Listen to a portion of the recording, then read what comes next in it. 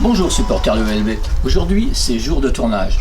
Je vais donc me rendre à Orléans en compagnie d'Annette et de Delphine pour recevoir aujourd'hui Junior Mbila, Kadri Mohendadze et Vincent Van. Allez, c'est parti, je vous emmène. Tu as débuté le basket assez tard avec un parcours atypique. Parle-nous de tes débuts avant d'arriver à l'OLB. Avant d'arriver à l'OLB, j'étais à l'étranger, j'ai fait 1 an aux États-Unis, 1 an en Espagne, dans la commune de Madrid, et je suis arrivé l'année dernière à Orléans en centre de formation avant de signer professionnel cette année. D'accord. C'est ta première année professionnelle. Quel est ton regard sur celle-ci? J'ai un regard très positif sur cette année. Mes coéquipiers m'aident beaucoup, le coach, le staff, ça se passe très bien et je suis content. D'accord. En Jeep Elite, il y a un championnat espoir qui permet à des jeunes pros de s'aguerrir. Ce n'est pas le cas en Pro B.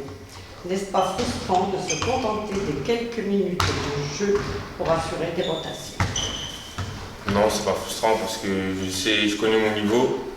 Je sais que certes en esport j'aurais pu me faire plaisir, mais à m'entraîner avec les pros en Pro B ça en va très bien.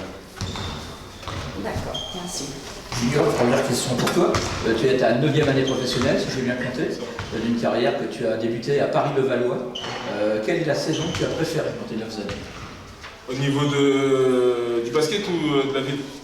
Comme tu veux, tu peux avoir 2 avis différents. Au niveau du basket, ma saison en chip. Ma saison en chip parce que c'est l'année où je monte, d'ailleurs comme à Boulogne-sur-Mer, mais où j'ai un rôle plus important qu'à Boulogne.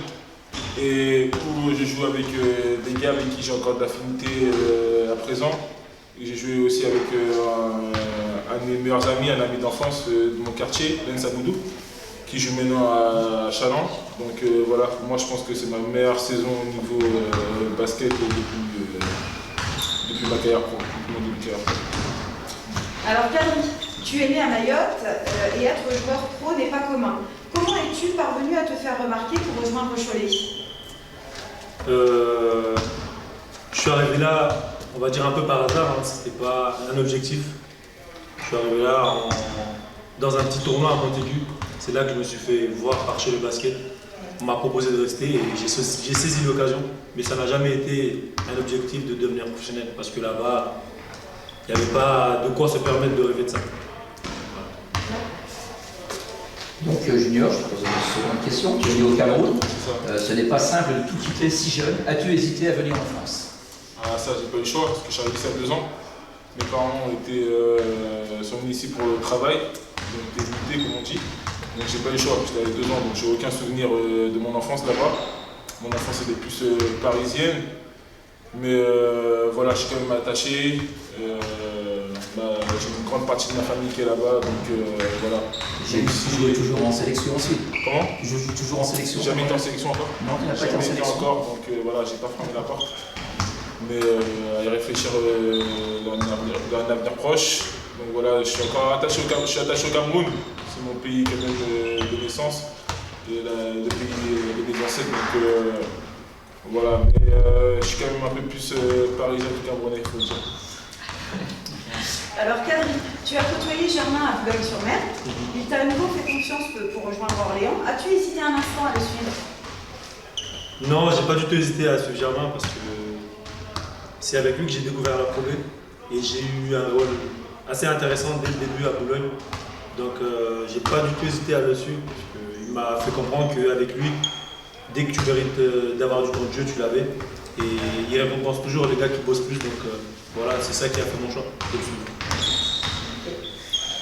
Junior, dernière question pour toi. Tu es un joueur physique, tu as un gros contrôle, tu es adroit et tu as été décisif à 2 reprises en fin de match cette saison. Ouais.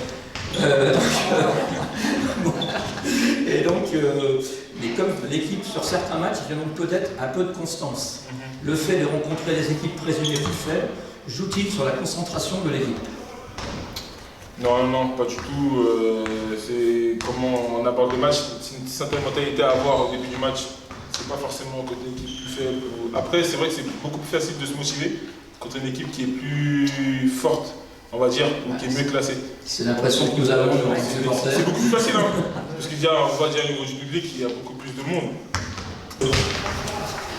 Pour finir, Kadri, tu joues depuis 2 ans à Orléans. Quel est le joueur qui t'a le plus impressionné depuis ton arrivée? Plusieurs, s'il y en a plusieurs.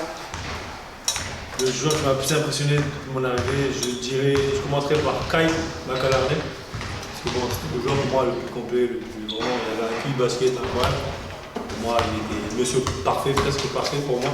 Il jouait vraiment bien. Donc je commencerai par lui, hein. C'est le plus gros joueur pour moi que j'ai vu à Orléans.